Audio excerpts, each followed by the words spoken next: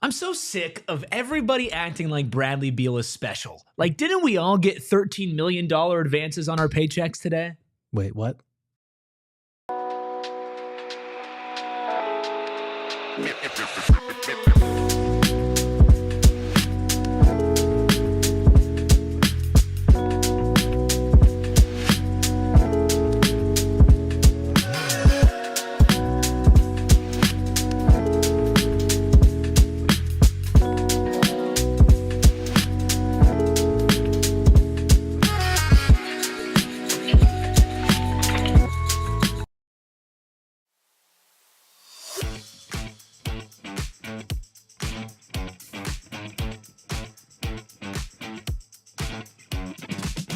Psychos and sickos unite for a $13 million man edition of PHNX Suns, coming to you live from Studio K, presented by Circle K. Join the Inner Circle for free by downloading the Circle K app today at participating locations, and terms and conditions do apply. It's me, Eric. That's Gerald. We got the Freckled Mamba, a.k.a. Juice Man, a.k.a. Ayrton behind the Mac, making all of the magic happen. Steven's still on vacation. Maybe he also got a $13 million advance on his paycheck today. But of course, the most important people, all of you joining us live into the chat on YouTube after the fact on audio, and hell, we'll throw our TV viewers in there as well. Hit that like button, hit that subscribe button. Make sure you become a diehard today so that you can read Gerald's article about Rasheer Fleming that went up at gophnx.com earlier today. We'll be diving into some sound from that, and Rasheer Fleming's college coach will be giving our top 5 Summer League takeaways. The 3 of us are going to be holding that down. But of course, Gerald, first we have to talk about a guy and a situation that we have been talking about for literally forever. Bradley Beal and his buyout. Mark Stein reporting last week that July 15th, aka today, was a day that Bradley Beal got a $13 million advance on his salary. And that was one of the reasons why a buyout has taken so long. We heard from Shams at Summer League with us about some other reasons about him picking a team. But we're here. It's July 15th. And Gerald, if it doesn't happen in the next 2 to 3 days, I'm going to have a mental breakdown. Well, fortunately, I think that will be the case based on what I have heard. It feels like it's imminent. We've said that before. I think Gambo reported last weekend that it would be 24 to 48 hours, and we're over a week later. Still hasn't happened. Based on what I've heard, it is a matter of him lining up his next team. And once he does that, he and his wife have been meeting with teams. Once that happens, then we can finally get the ball rolling on some resolution here. But hopefully, I would guess it's within the next 1, 2, 3 days tops. I hope it doesn't drag out much longer than that. You never know with this type of stuff, but hopefully we're getting close to resolution so we can finally address what they're doing with his contract, the pros and cons of it, and kind of move on from there. How shocked would you be if Friday morning comes and Bradley Beal is still a member of the PHNX Suns? I'd be somewhat shocked, but Saturday morning, I wouldn't be like blown away. Yeah. With the way that let's just go day by day. With the way that our luck has gone, we're gonna do a Saturday emergency pod. No, okay. How about this, Gerald? Would you rather do a Thursday emergency pod because we have our wonderful pre-recorded What If show that night, so we technically have that day off? Sure. Or would you rather do a Saturday or Sunday show? Truthfully, I'm running on fumes. I'd rather do a Saturday show. Yeah, DK Bonanza comes out on Thursday. I gotta spend my day of the Switch with my son and with Donkey Kong. Like, I've got a full day lined up on Thursday. Oh, that should be your Halloween costume. Donkey Kong and Diddy Kong? Diddy? Oh, yeah. That would be cute. That would be good. Okay. But with Bradley Beal specifically today, $13 million up front doesn't really affect the overall buyout. You're still going to be buying out the same amount and stretching it over the same amount of years. This is just personally for Bradley Beal, you want that $13 million now, because when you are stretched and waived, Gerald, you're not getting your whole contract up front, I'm pretty sure. It's going to be given to you in payments over time. Anybody, even a multi-millionaire who's going to make more millions of dollars, wants $13 million up front. But I want it now. Yeah, that's basically where we're at with that. Because if he is waived and stretched over 5 years, you're getting your payments over that time. You are not getting it right up front. You're not getting it within those 2 years. It's kind of like the stars of Friends getting their TV residuals years after the show is over just from the reruns. That's kind of where Bradley Beal would be. So if you can get, $13-14 million now, that makes sense. But I do think a lot of it is more so just the lining up his next landing spot and trying to figure out a team that would be able to compensate him for, if he is waived and stretched, the around $14 million he's going to be giving up to let that happen. Yeah, before we get to the teams specifically, I kind of want to revisit what's going to happen to the Suns after this. Because I think out of all of us on the show, that I've probably been the most against the stretch and the wave, right? And I know there's kind of been like this overwhelming sense of like a divide, right? Like nobody is on the middle ground on this. It's like you're either screwed if you buy him out or you're screwed if you don't buy him out. Yeah. And I've come around a little bit on it because I understand, what you get for doing it, right? Where you do get your MLE, right? You do get to aggregate contracts. You unfreeze your picks in the 2030s. Like it saves Matt Ishbia $200-something million, which if we know anything about him to be true, he ain't just going to put that in his pocket. Like he's going to find a way to reinvest that in the team. Like I get that there are positives now, but I would still be lying to you, Gerald, if I wasn't somewhat concerned about Bradley Beal's impact financially being on this cap sheet, on their roster for the next 5 years, even if it's incrementally less season over season, because we assume and basically know the salary cap is going to go up. Yeah, I think with a bold move like this, there are going to be some real cons, and there are going to be some positives that people are not talking about as much. We've gone through a couple of them here on the show. I'm kind of on the fence about it, but I do understand the benefits of doing it because I do think, like, obviously having about $19 million on your cap sheet for the next 5 years in dead money, that matters. I think it matters less when you have an owner that doesn't care about going into the luxury tax. The key will be staying beneath the second aprons because I think the Suns have to stay out of the second apron for like 2 out of the next 4 years or 3 out of the next 4 years to make sure that 2032 pick does not stay frozen, that it doesn't move to the back of the first round. Your 2033 pick will be unfrozen if you stay out of the second tax apron this upcoming year. So that's going to be a plus. Like every year it resets, you got to look to the next pick. Are we in the second tax apron? Because 7 years out, our pick is going to be frozen if we are. So I think there are benefits there on top of, you freeing up the mid-level exception by ducking under both of those tax aprons. If you waive and stretch him, you're being able to regain that ability to aggregate contracts going out in trades. Like you can suddenly, I don't know that Grayson, Royce O'Neal, and Nick Richards necessarily have a ton of value because you don't have a lot of picks to attach, if any, but you can suddenly stack those salaries and turn that into a higher salary player if one becomes available that you like. So it does free up a lot of flexibility, and I don't think a lot of people are going to focus on that. They're going to focus on the emotional blow of, we're paying Bradley Beal not to play for us for 5 years.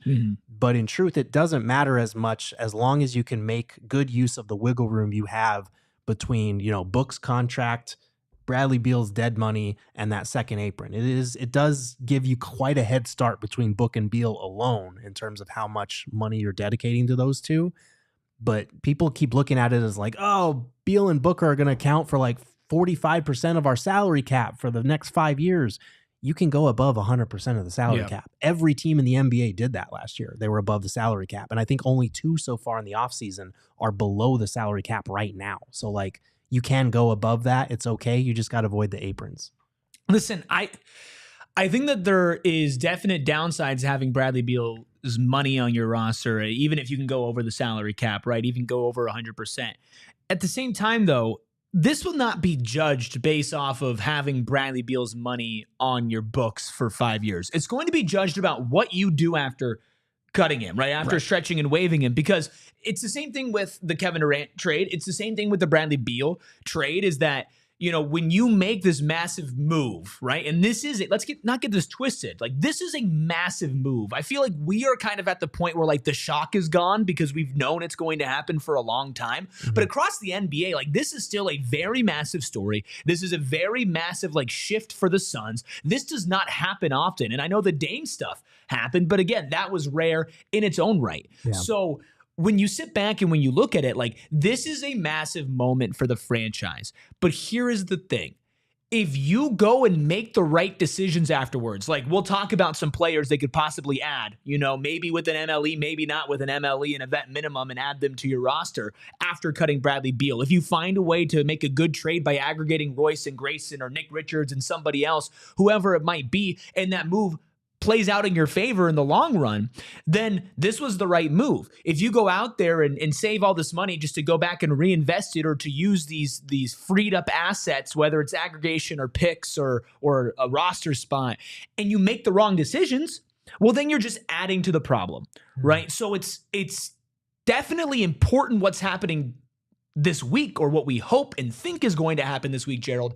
To me, it's 10 times more important. What are you doing afterwards? That is where everything will truly hinge on, did the Phoenix Suns make the right move stretching and waiving Bradley Beal? Yeah, and truthfully, I want to hammer that point home even more. I don't think we're going to have a clear read on it until we've seen the full 5-year duration. And I know that's not what people are going to want to hear. Wait 5 years and then we'll reassess. But honestly, like, that's what matters to me, because I think people are focusing on, well, if you're doing this with Bradley Beal, clearly you have some MLE target in mind.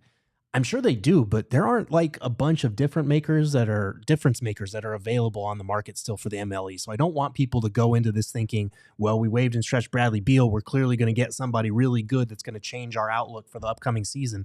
I don't know that needle mover type of move is out there, but I think it helps. I think being able to have that flexibility in trades helps. I think looking forward, you want to try to unfreeze your picks and make sure your 2033 pick isn't frozen by staying in that second tax apron for this year. And I think for the next 4 years, you're going to be looking at, okay, with Beal out of the equation, how are they able to build around Devin Booker? They've got a lot of rookie salaries. They got a lot of younger players. How are they able to use the newfound flexibility to build towards that? Because Devin Booker's prime, by the time these 5 years are up, he will not be in his prime anymore. Yeah. So we're going to look back on this 5-year stretch and say, what did you do with that dead money? Did you make it count by getting away from Beal and bringing in other guys? Or was it a continual problem where you were constantly up against these aprons? You constantly had to deal with that dead money in a negative way, and you wound up right back in the second aprons again for a team that didn't win a title. Yeah, and unfortunately, like, it's all on the table, right? Let's clarify a few things here, Gerald, because the chat's either asking questions or making statements. Sure. Bradley Beal's buyout will not be $13 million less after today, correct? No. That's just an advance in terms of when he gets paid that money. So he would get 13 mil as opposed to kind of his normal paycheck, or however you want to divvy it up. But in terms of that $13 million is different from the 13.9 that he will have to surrender in order for the Suns to waive and stretch him. Because if you're going to buy out a guy and waive and stretch his contract, there's a certain amount of dead money that you can have on your cap sheet per year for waive and stretch money. They already have some like 3.8 million for Rahseer Little and EJ Liddell from when they waived and stretched their contracts a few years back. The limit for this upcoming season is like 23.1 million that you can have in waive and stretch dead money. So if you took Bradley Beal's 111, divided it by 5, and added it to that 3.8 million for Rahseer Little and EJ Liddell, you're over the 23 million. But if he sacrifices about 13.9 million, then you divide that resulting number, that's like 96.7 million or something like that. You divide that by 5, add it to the 3.8. It's just below that threshold. So that is why he has to give up the money. So technically speaking, to a transactional level, Bradley Beal is going to like get less money from the Suns because he's getting the $13 million up front. Like, he'll get it less over the years because he's going to get that. But when it comes to the salary cap, like on the Suns books, it doesn't take $13 million off. Like, let's say somebody's salary, just to like put it in more like less $1 million, let's just say like $100,000, right? Which is a great salary. If somebody has it written in their contract that they're going to get $50,000 up front at the beginning of the year, right? And then that person gets bought out or whatever, and let's say they have to pay that, like, you're still on the books for that $100,000, even if the $50,000 is still in their pocket. You just don't have to actually pay that $50,000 in the buyout. You get what I'm saying? Like, you don't have to pay it, but it's still going to be on your books and something that you have to deal with. So it's like, it's not necessarily helping the Suns from a team building perspective, but from like a Matt Ishbia paying perspective, he's getting a big lump sum of it out now. Right. The salary cap hit is different from the way that people are paid. So like if you think about it, like let's say Devin Booker is making $50 million in a year, he's not going to get all $50 million at the end of the year. He's going to get his check every 2 weeks or whatever it is that they have it scheduled in the NBA.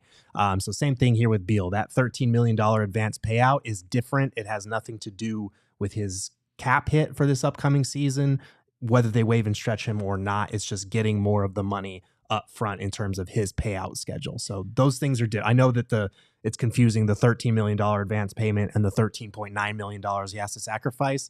Those are separate things. Yeah, it's separate. And also separate from all of that is when I was able to talk to Shams out at Summer League, he didn't even mention that as being part of the reasons why it was held up. It was Bradley Beal's a veteran, and he spent an entire, basically, career's worth in Washington. Then he moved to Phoenix, expected to be here for a long time. 2 years later, he's trying to find his next team. Yeah. He wants to be 100% sure about his next team. So where do we think he's going to go, and what can the Suns do after buying out Bradley Beal in the now, even if we have to wait a while to make overarching statements? There's still action to be done immediately after he is off the team. We're going to talk about that, give our top 5 Summer League takeaways, and do a little deep dive on Rasheer Fleming, all after our first break.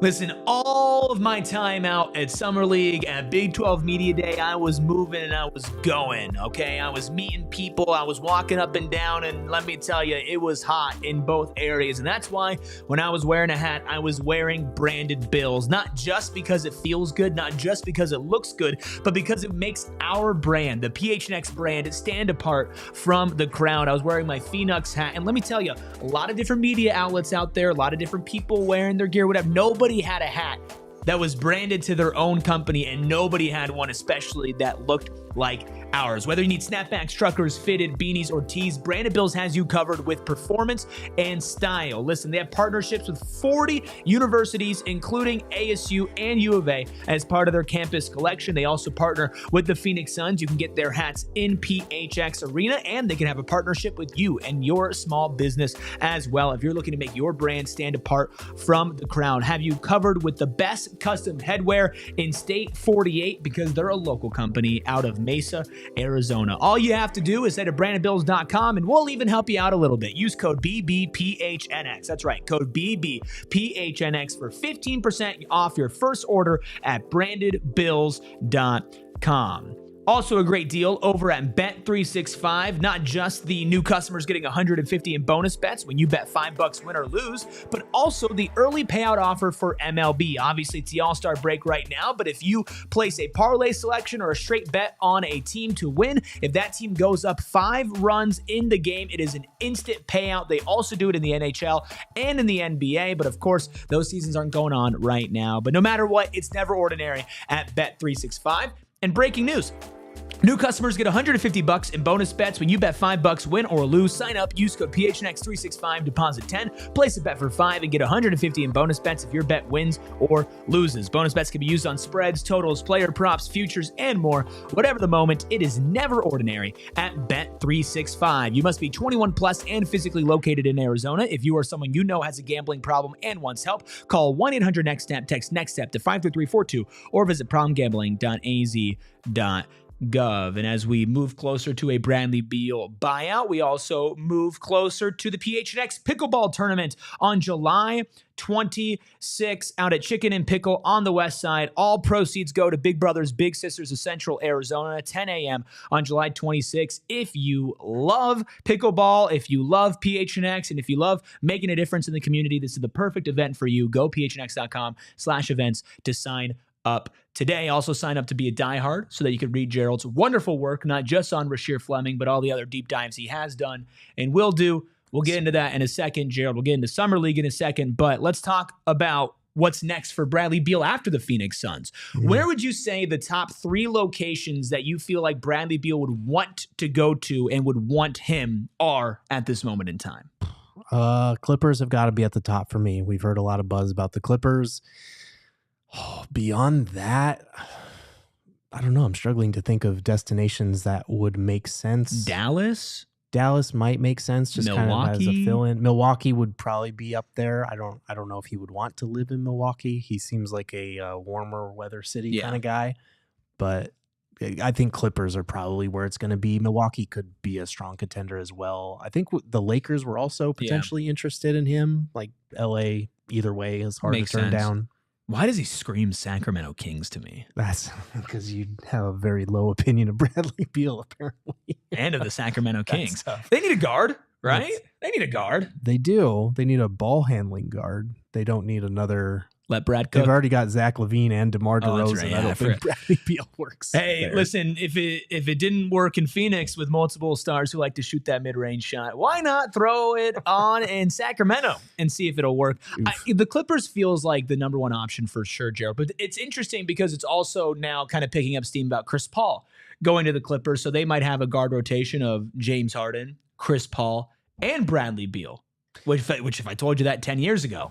Yeah. Whoa. I think Chris Paul would have to be coming off the bench in that scenario. And he wants to start. He does want to start. I don't know that that's feasible for him. And I think Golden State was another option for Beal. Yeah. I would actually kind of like somebody. that fit for him. But again, he's going to try to recoup as much of that $13.9 million that he's probably going to be sacrificing with whatever contract he signs next. So probably need to look at which of these teams have the MLE, whether it's the taxpayer or the non-taxpayer, because I think that'll probably play a role in his decision as well. I'm just already like, he's going to be in the Pacific Division. I feel like that's just, it's going to happen. See him 4 times. Well, I would say 4 times a year, but you'll see him for maybe one of those games. He'll be on the bench for all 4. Oh, that's messed up. I'm sorry, Brad. It does kind of feel like though with Brad, because I mean, the dude averaged like 17 points per game, right? Like on paper, he was fine. Yeah. Right. And obviously whatever situation he goes to next, not only will be getting paid less, but also I feel like it will be a better fit for him than the team this year. Do you feel like wherever Bradley Beal ends up next, Suns fans are going to look at it and be like, where the hell was this guy? Maybe. And I do think the fit matters. I think availability matters. Like if he goes out there and has a healthier season, what he produced for the Suns on the court was not terrible. It was like 18, 4, and 4 on like 50, 40, 81 shooting splits. Like he was very efficient. He put up numbers for a third option. The problem was the rest of the on-court product didn't make sense. The big 3 didn't fit together as well as we hoped it would. The pieces around the big 3 did not work together, especially at the center spot, as we talked about for the last 2 years, basically. And Beal just couldn't stay healthy. And it wasn't just like, oh, he missed a 30-game chunk of the season. It was he's in for 2 games, he's out for 4 games. He's back for a game, he's out for 2 weeks. Then he comes back for like 8 games, then he's out for another 3 weeks. Like it was stop and go, and it's very hard to build chemistry when you're constantly in and out of the lineup like that. And it's all these nagging, minor, different injuries. So if he stays healthy somewhere and he has the right system around him where there's not as much overlap as there was here in Phoenix, I think he will bounce back and have a good individual season. But it just did not work here. And the problem with Bradley Beal is not that he's a bad player. It's that the contract. Yeah. If you put him on a $25 million contract, a lot of the complaints that we had about Beal would be less. They'd still be there because he was brought in as the third option and could barely stay out in the court and it didn't work. But the biggest complaint about Beal is the $47 million that he's owed. Yeah. How funny would it be if he went to Milwaukee and Doc Rivers goes up to him and says, Brad, we love having you on the team. We are excited for you to start for us. Now, the role that we want you to play, let's just try to emulate what Giannis and Drew Holiday did. We have Miles, who's going to be filling the Brook Lopez role, and we really need you to be that Drew Holiday for our team. Bad start, Doc. You're off to a bad start. That conversation is not going to go well, and it's going to be a lot raspier than that. That's the one I can't do a Doc I can't impression. either. I think I would throw my voice out if I tried. All right. Well, don't throw your voice out, Gerald, because we also have a little conversation about what do the Suns do after Bradley Beal? Who do they target next? Obviously, you know, if they buy him out at that amount that we assume he's going to take a pay cut at, which is $13 million less, $0.9 million less. Not only do you open up a roster spot, you open up your MLE, but there are some guys that I would say you could get on the team that aren't even worth the MLE that are intriguing. What are a couple of names that you're monitoring for the Suns to fill out the roster with when Bradley Beal is eventually off of it?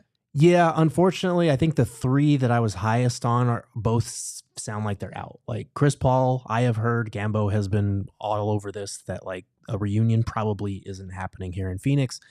That one I'm shaky on. I feel like that makes too much sense. If he's looking for a starting job, I get why the Suns wouldn't be interested. He is obviously 40 years old, but he could help your bench unit. And you saw, come on, Mall Watch, how much he could use a ball handler in Summer League. He's out. Malcolm Brogdon, I think, was also shot down. I'm shooting down DeAnthony Melton. He was the guy that I was kind of still looking at that's available. But it sounds like he's going to wind up with the Warriors based on what I have heard. So that's brutal. Those three guys who are my top candidates are out. But there are some other options that might make sense. Like we've talked about Delano Banton in the past. He's a plus size point guard. I feel like, if you're trying to find this new era Phoenix Suns and you're going to avoid Chris Paul because you want to go for the youth movement, yeah, Banton is a good fit size-wise for the modern NBA. I think you could bank on a little bit of upside with him. Is he like a world beater? Mm-hmm. No, but I don't know what kind of contract he would demand. I feel like if he went for like the vet minimum, I feel like somebody would have signed him by now. Yeah, I don't know. I feel like a lot of the market has kind of grinded to a halt, Definitely. waiting for this Beal stuff and, all these other pieces to kind of fall into place. So I think some of these vet minimum or possible MLE type guys have been waiting on that. But yeah, Banton, for those who are unfamiliar, he's a 6'8" point guard who, like, he can obviously see over the top of defenses. He averaged 8.3 points, 2.4 assists per game. His 67 games played last year in Portland were a career high, which is not encouraging. And he only shot 32% from three, which was 2 percentage points better than his career average. So not a very good shooter, but he is only 25. He's got that mix of size and youth. So maybe that's a potential He can candidate. play small forward for us at this rate. With all the 6'5" shooting guards we have. Well, he's 6'8", so we got that going for us. But I don't know. I feel like Ben Simmons is a name that keeps coming up. I don't like Russell Westbrook, to be honest with you. Markelle Fultz is still out there. Gary Payton II is still out there. Josh Okogie. He is out there. Josh Okogie's out there. Bring him home. I don't know, man. Third time's the charm. I do I wanted a point guard who could handle the ball a little bit, but could mostly take on defensive matchups. Josh Okogie would be that. Yeah. But I think the offensive flaws, we've seen enough of that over his 2 or 3 years here. Jeremy Burnett says, what about a trade? I mean, that's definitely an option. You don't have to technically fill that. But I feel like when we look at trades now, Gerald, it's like, well, we are looking at now the Suns being able to do like a 2-for-1 instead of like a 1-for-2, because once Beal is gone, your high salaries are Booker and Jalen Green and even like Dylan Brooks. Like those guys aren't going to get traded. Grayson Allen, I don't know if he's going to bring you 2 assets back. I feel like if the Suns are making a trade, it's not to fill a roster spot. It might be to shed another roster spot. It might be. I do think if you look at the situation if they do waive and stretch Bradley Beal, they're going to be just below the luxury tax, to where signing those 2 guys to even vet minimum deals, those 2 open roster spots, might put them back into the tax territory. So it will be interesting to see, like, do you combine Grayson and Royce for something, or Royce and Nick, or Nick and Grayson, and try to take something back? The problem is you don't have like first round capital to attach to a trade like that. So whatever you're trading, like if it's Grayson and Royce, you have to hope that the team that is trading you a piece that you like really wants shooting, really wants Grayson and Royce, really wants established veteran bench players. So I don't know that trade is out there necessarily. I think it would be MLE, but you never know. Like with that increased flexibility, they do have more options to where it could just be a trade instead of an MLE signing. All right, let's play a game. Let's do it. Okay, as we wrap up the Bradley Beal conversation, thank you all so much for joining us on a Tuesday afternoon. I think a lot of people are sick about this topic. I know we don't love talking about it anymore. We would rather just have it happen so that we can get through it and then talk about what happens next. Yeah. Right? So we understand that this is a dragged on topic. Hopefully this is the last time that we talk about it in this way. But thank you all for being here. Hit that like button. Hit that subscribe button. 5-star reviews on audio goes such a long way. Quick game before we move on to our Summer League takeaways. Sure. And of course, Gerald, your wonderful article over at gophnx.com. Campaign or Ben Simmons? I love Campaign. I'd probably say Ben Simmons. I'd honestly answer Gary Payton II. No, but this is the game. Ben Simmons or Russell Westbrook? Ben Simmons. Ben Simmons or Gary Payton II? Gary Payton II. Gary Payton II or Josh Okogie? Gary Payton II. Gary Payton II or Delano Banton? Gary Payton II. Ooh, interesting.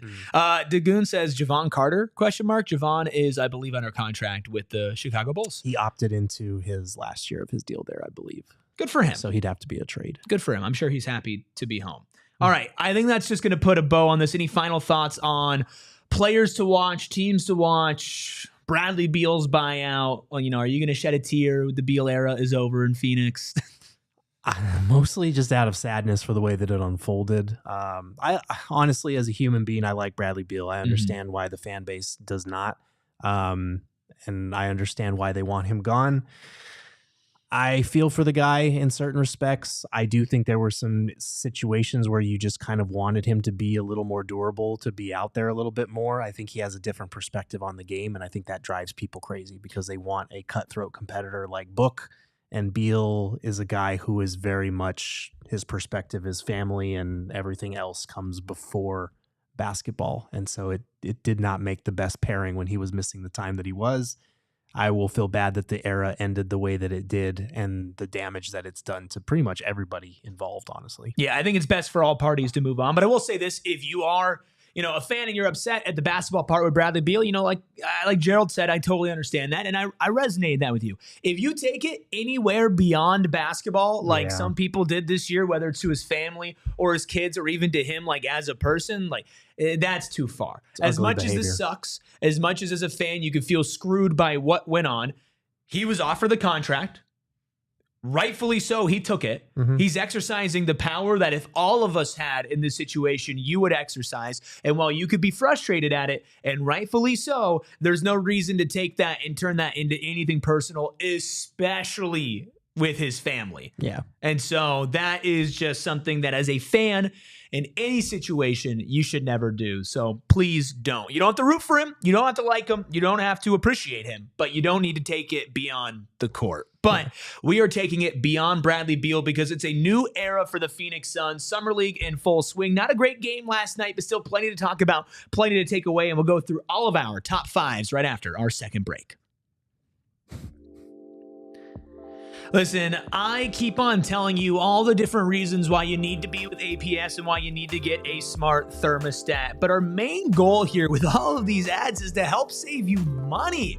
Listen, saving money's not easy. Every $1, $2, $3, $4, $5 that you can save, well, that's a big deal nowadays. And that's why getting a smart thermostat for your home with APS is a big deal for you. Did you know for every 1 degree that you raise your thermostat, you could save up to 2 to 3% on your cooling costs, and nearly half of your energy costs come from cooling and heating your home. That's why having a smart thermostat where you can adjust your temperature from anywhere, whether you're at home and you don't want to get up because maybe your pets are laying with you, or you're really tired, or maybe you're at work, or maybe you're across the country and you're like, man, I forgot to change my thermostat. You can do it from any device, anywhere with APS. So right now, APS customers may be eligible for smart thermostats for as low as $0 when you enroll in APS Cool Rewards program. If you already have a smart thermostat at home, see if it's eligible to enroll in Cool Rewards plus free installs available at marketplace.aps.com. Must be an APS customer and pay shipping and taxes. Other restrictions apply. Go to marketplace.aps.com for more information. I don't know what y'all are laughing at. Hello said, I don't know if I want that thermostat if it's the one that was killing you last night. It was not. If we'd have had a smart thermostat, we wouldn't have been dying for 3 hours on those shows. We didn't have a smart thermostat, but we were on Empire Today flooring. I remember when Empire was installing over in the GOAT studio, Studio A, the Tarasi studio, a long time ago at this point. Basically, like when I first got here, and it has held up beautifully, and we beat up those floors. We dragged chairs and tables and everything possibly imaginable under the sun for our setup across those floors, and they've held up wonderfully, beautifully. It was a fast, efficient install, and it'll be the same for you in your home or your small business. You can get a free in-home estimate today because some things are just better off at home, and PHNX listeners can receive a $350 off discount when using promo code PHNX. That's right, a $350 off discount when using promo code PHNX. Restrictions apply. Visit EmpireToday.com/PHNX for full details. Big thank you to everybody hanging out with us on a Tuesday, including the boss man, Saul Bookman, in the chat here saying that every player that Gerald wants doesn't come to Phoenix. That's not true, but every player, he's right, every player at the top of my list is usually not on their way to Phoenix. So. Well, there are a lot of players who are new to Phoenix, some who have only been around for a year, and all of them were playing in Vegas this week, and all of them played last night in what was one of the most brutal watch-alongs we've ever done, to mix in the fact that there was no AC. And that was terrible, man. No AC, fourth show of the day after coming back from Vegas. Your boy got crabby. I will say that. Your boy got very crabby. It's a rare sighting on these airwaves. Your boy got crabby. Check out the end of the watch along if you haven't to get into that. But I want to say something before we get to our takeaways. So the discourse around Summer League every single year baffles me. It baffles me, Gerald. Okay. Because people like confuse excitement and kind of like being a little stupid about, oh, it could be this, with like genuine hard takes about a player's future. Right. And then at the same time, there are people who say nothing matters at Summer League. There is a middle ground and a nuance. Yes. Just because somebody is great in Summer League doesn't mean that they'll be great in the NBA. Just because somebody is awful at Summer League doesn't mean they're going to be awful in the NBA. Summer League is about flashes and building blocks. And with some guys, especially second-year guys, you can make some more distinct comparisons. But for young players, especially young rim-running centers who are very raw prospects, who have Yuri Collins running the show, no disrespect, they're going to look a little bit worse. Yeah. Right? They're playing 3 games of 4 nights at Summer League. Our takeaways here are these general reactions to what's going on. Nobody is calling Kobe Brea Devin Booker. Nobody is calling Kaman Malawach a bust. Like, what you can take away from Summer League is the fact that there are small things that you can look at on the court that might play out in the NBA. Yeah. That's it. No, absolutely. I think obviously it's the best case scenario if your young guys all pop on a Summer League stage and they immediately look like Rookie of the Year candidates. But for me, I'm looking for translatable skills and translatable moments that you can build on, because this is a very disorganized way to get your first look at a lot of these players. And sometimes they're in roles that they're not necessarily going to be in on the main team. Like, I think you try to emulate that as much as you can. That's why you have one of your assistant coaches from the staff coach the team. But a lot of these players are coming from all different walks of basketball, and you're trying to get everybody on the same page. Like you mentioned, the point guard play for the Suns in Summer League has been pretty abysmal outside of that first game, and that matters for a guy like a Malawach, who his offense is going to be dependent on a table-setting point guard making his life easier in the pick and roll early on. I don't want to read too much into it. I do think there are reasons for concern, like with a Malawach. I do think with Kobe Brea, he had 2 great games and then 1 stinker. I think the stinker might be the outlier, but I'm not ready to go say he's, going to be key for the Suns off the bench all season just yet. You got to take everything you see in Summer League with a grain of salt. But I think it's okay to be excited as long as it's within reason, as long as you're not getting too far ahead of yourself and expecting every single thing you see that's positive to translate. I think that's okay to read into Summer League a little bit. But both positive and negative, like, you need to see changes if you see negative on the main stage, and you need to see continued bringing that positive side on the main stage as well. Sure. Let's get into our top 5 Summer League takeaways. Me, Gerald, and the Juice Man all have our takeaways. We'll get into those here. Let's start with me. I was out there, so let's get my Summer League takeaways. Number 1, the Ryan Dunn second-year leap is on the table. I started by saying it's real. And I wanted to kind of walk myself back slightly because, like I said, it's Summer League. That's growth. But thank you. But certainly by what you saw out there, and what we'll do is we have a lot of the similar top 5. So we'll run through all 5 and then we'll talk about it as a whole. But what you saw out there showed the building blocks for what could be a very important piece for the Suns core. Another important piece, but for more of the future, is Kaman Malawach. My second takeaway is that he just needs time. He also needs a system around him, but most importantly, he's raw, he's young, he's only played basketball for 4.5, maybe 5 years now at this point. He needs time to develop. Number 3, Kobe Brea can be a rotation player. Will he be this season? I don't know. I think he will be, though, at some point in his career soon, if not this year. My number 4 takeaway is Oso Ighodaro stays fascinating. We'll dive more into that in a second. And number 5 is the Suns need a pass-first point guard, but of course, will they get one? That's a different conversation. Gerald, how much overlap do we have in your top 5 takeaways? Pretty good amount, actually. My number one takeaway was that Ryan Dunn looks ready to do more. I don't know if a second year leap is coming necessarily, but I think he's improved in some pretty key areas like ball handling, like being more aggressive, like the fact that he just looks so confident offensively against what he knew was lesser competition. It looked like he carried over what he learned from his rookie year, what he's been improving in the offseason over to an environment where, frankly, you want to see a second year player dominate. And he did that. So I'm encouraged by that. I don't know if he starts. I think he will at the 4. That would be my guess or assumption, but we'll have to see. Also agree with you on Kaman Malawach. He is still a project. This was a good reminder of that. Like, he's 18 years old. He's going to take some time. We knew that going in. We hoped that he would be a little bit more ready than he looked. But I think a lot of it is just getting stronger, honestly, with his ability to handle the ball, because they did have him handling the ball quite a bit. And I'm not sure if the main team will have him doing that after they see the way that it went in Summer League. I think he has a green light to shoot threes, but we saw that he only went like 1 for whatever it was, 8 or 9. So there's still work to do there. It's going to take some time for him to figure it out. And I think a point guard would help in that respect. Suns need to find minutes for Oso. That's my number 3 takeaway. He is too fascinating. He does too many things well for you to let his limitations hold him out of the lineup.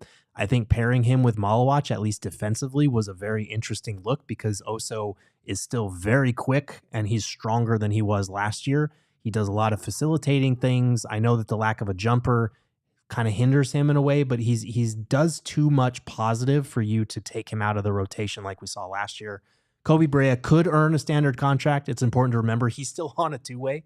They will have potentially 1 or 2 open roster spots after Beal, but as encouraged as I was by what I saw from Brea, the 3rd game was a reminder that this is a guy that still has a ways to go. And then young teams require time and patience. This is the biggest one. Like, I know we're all excited about these youngsters, what they can contribute. The Suns are high on them being able to contribute from year 1. But we all know that this team, expectations-wise, is taking a step back this year. It's not all going to line up necessarily right away, and not all of these draft picks are going to hit immediately. So yeah. I think we need to understand that you're looking at 2 second-year players and 3 rookies as guys that could be a key part of your lineups and rotations for the long term. It's not all going to fall into place for all 5 of those guys in year 1. It's an investment. Right. Mm-hmm. And that's what you have to do in Summer League. Juice Man, you know ball. What were your top 5 takeaways from Summer League?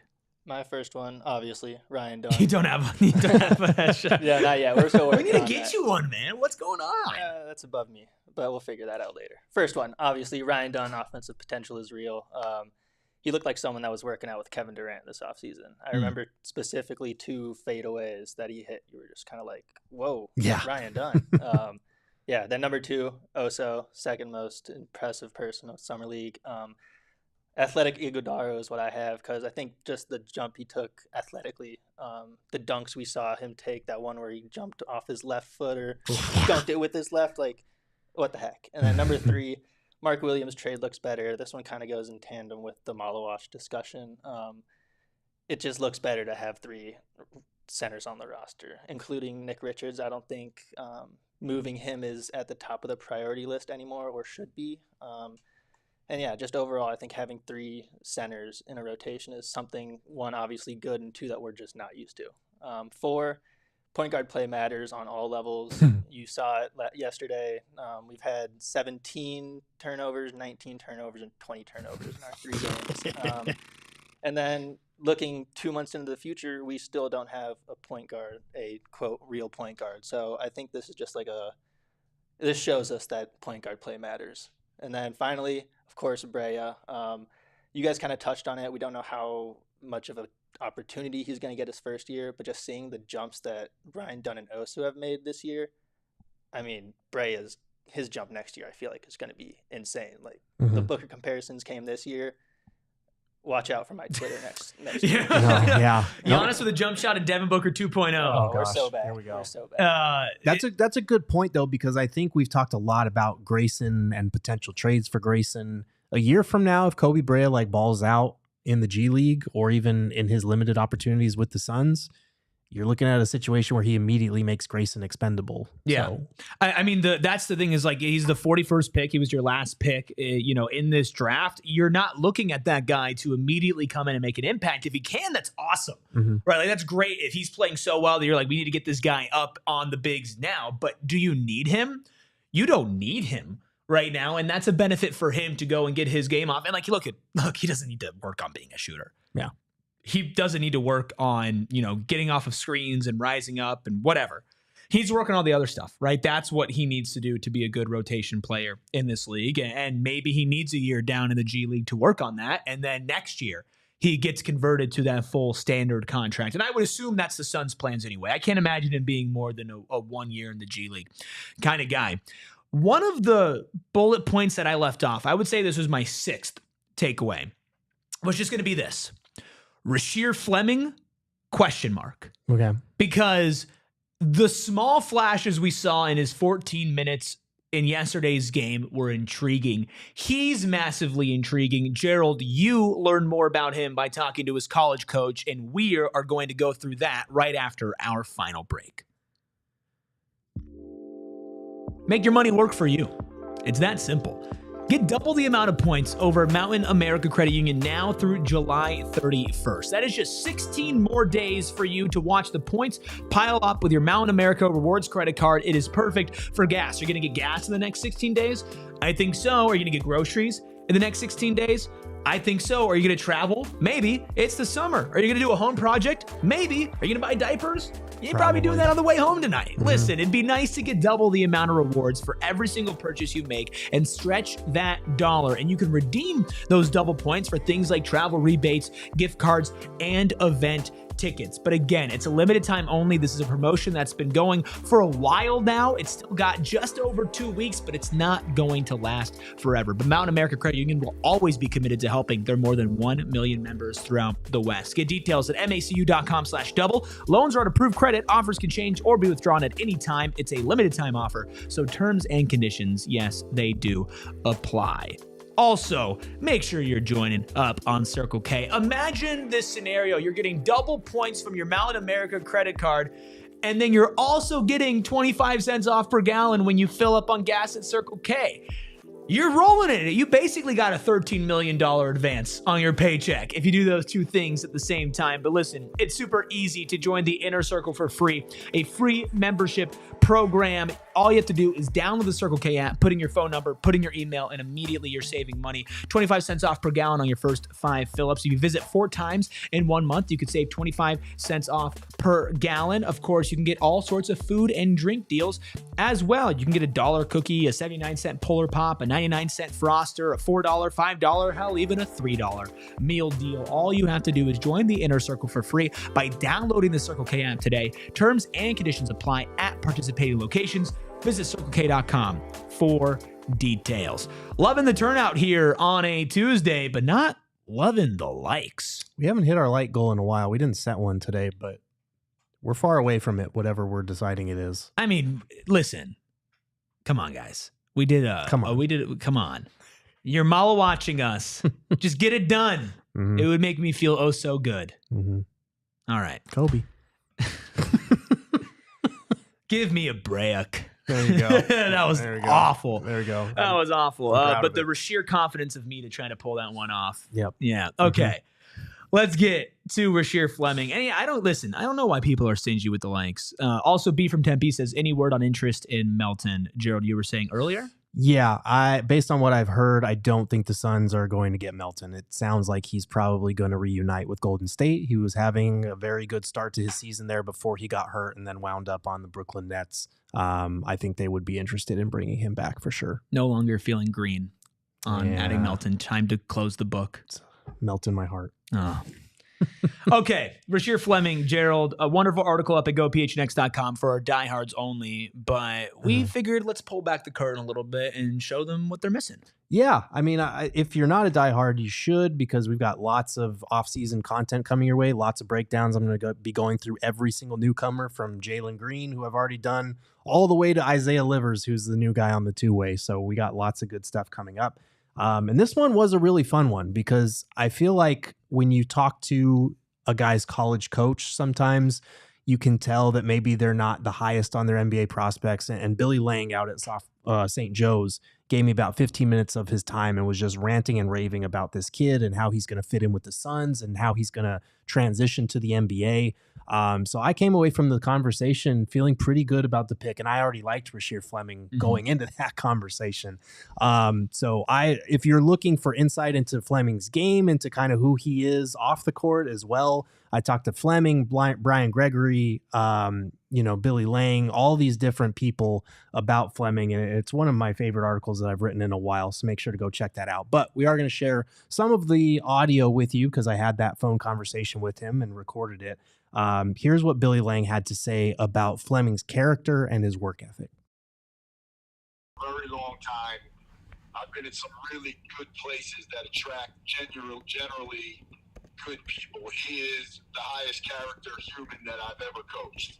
And I've been around great people. I've been at the Naval Academy. So that says a lot, because of who I've been around. So his character, he just is very, very pure. There's no distractions.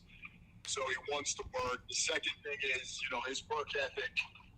If I've coached 200 guys, he's top 3 or 4, Jeremy Grant, TJ McConnell, he's in that vein as it comes to just working. He's just has I told this to Brian Gregory, his appetite for learning, for trying to master something that he can't do, for perfecting something, for staying after practice, it's insatiable. And it's awesome because he inspires you to want to help him because he's such a good kid.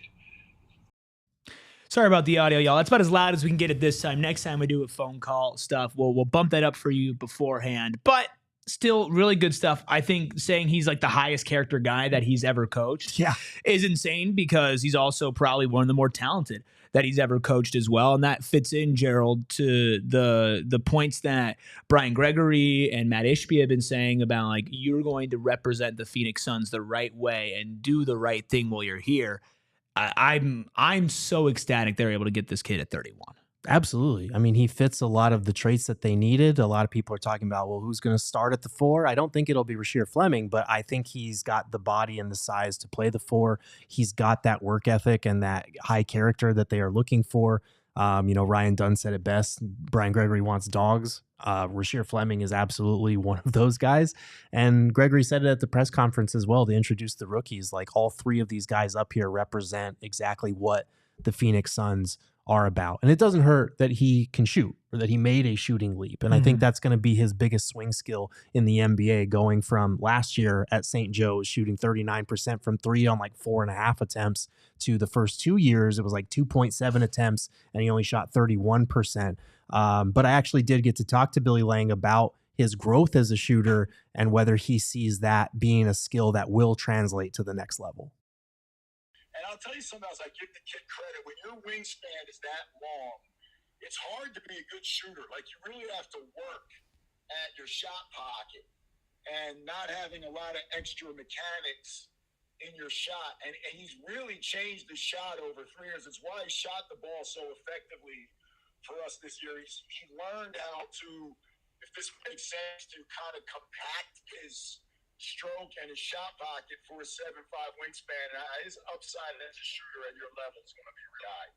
It's kind of like you're reading my mind here, because I was just about to ask you about the shooting being kind of his biggest swing skill, but that improvement that he made from sophomore to junior year, you see that kind of being something he can hold up at the next level? Oh, I think he'll just get better and better at it because he's going to have the time to rep it. He doesn't have to concern himself with class.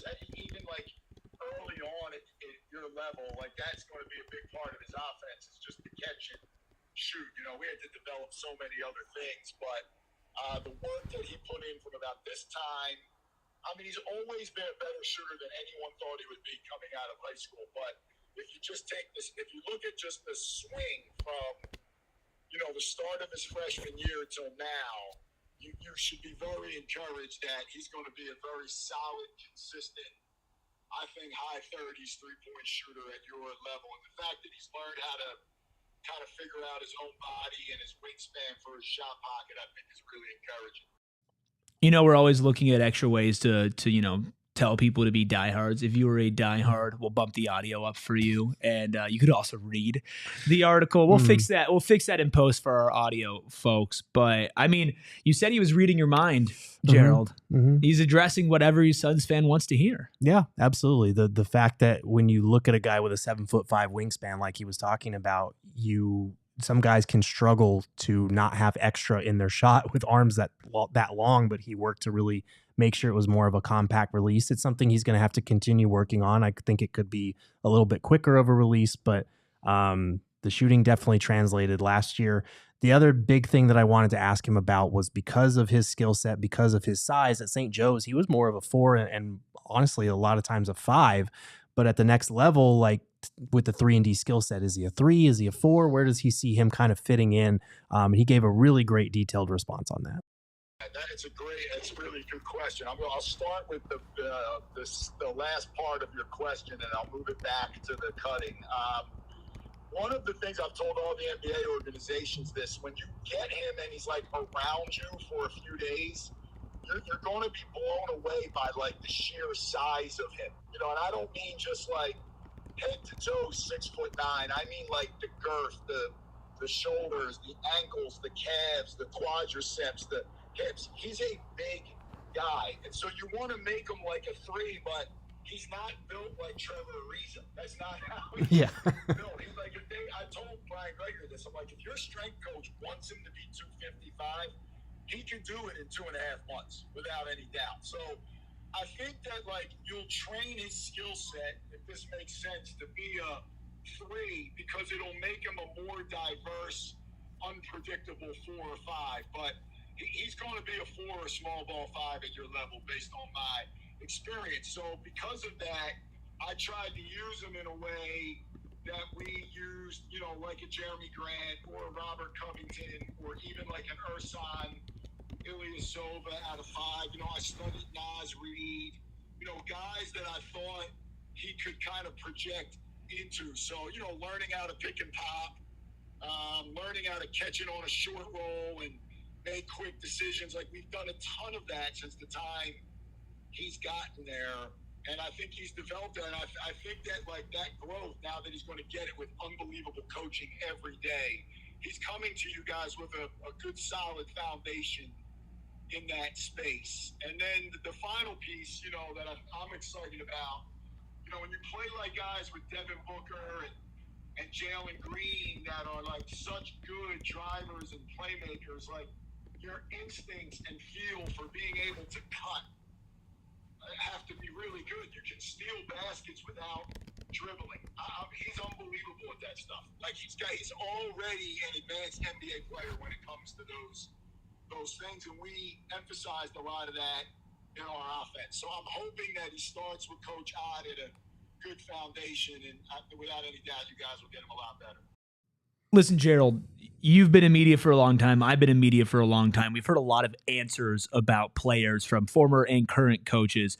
A lot of people will hear somebody rave and rant about a kid for 2 minutes and then respond with saying, well, what is he supposed to say?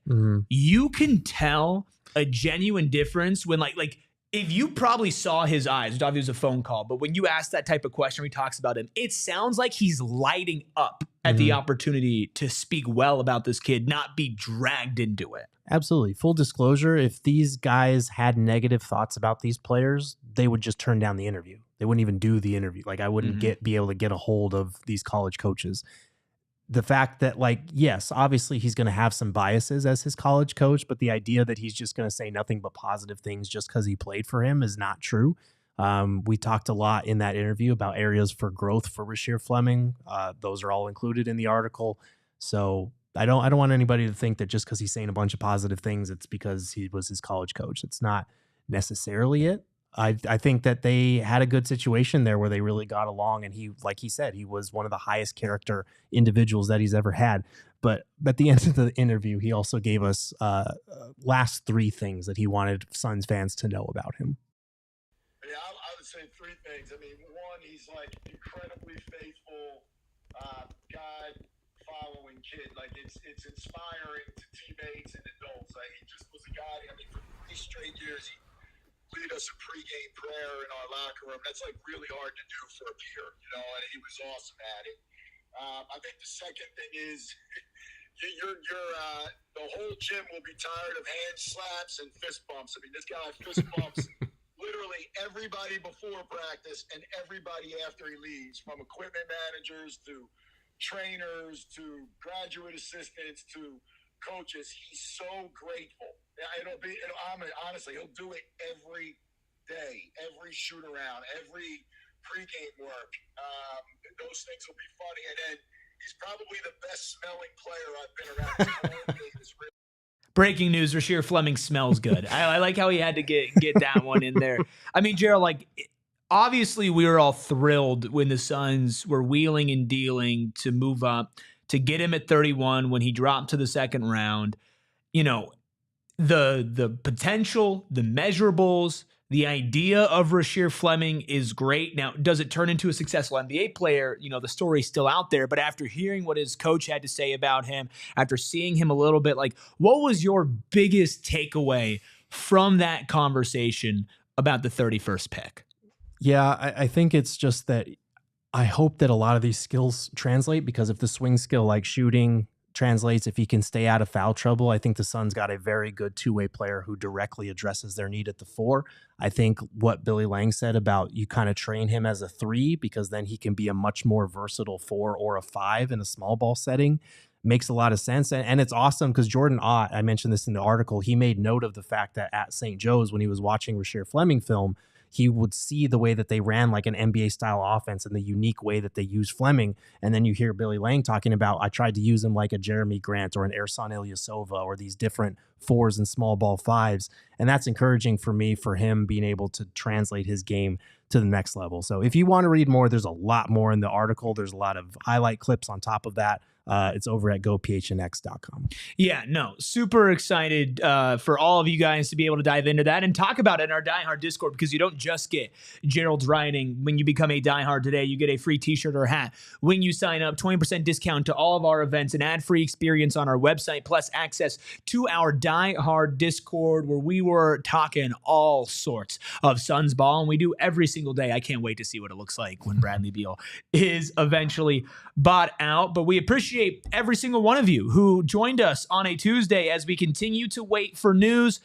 We're thinking tomorrow, Thursday, something's going to happen. But if nothing happens tomorrow, we'll be going live at 2 o'clock Arizona time, doing another watch along with the AC on. But hopefully the Summer Suns give us a little bit of a better game to react to tomorrow. Hopefully we get to see a little bit more of Rasheer Fleming, maybe some small ball 5, maybe some 4, some 3 action for him. Who knows who else will play? But if you want to get real-time, in-the-moment updates on who's available for the Suns in Summer League, all the other biggest news, plus some jokes and some memes as well. Follow us on socials at PHNX_Suns. That's on Twitter and on Instagram to be the most informed Suns fan that you can be. And of course, you can follow Gerald at Gerald Bourget. You can follow the Juice Man, aka Freckled Mamba, at Freckled Mamba. And you can follow me at ERIKRUBY. And all I want is for a coach to talk about me the way that Billy Lange talked about Rasheer Fleming. We all silly like the mayor.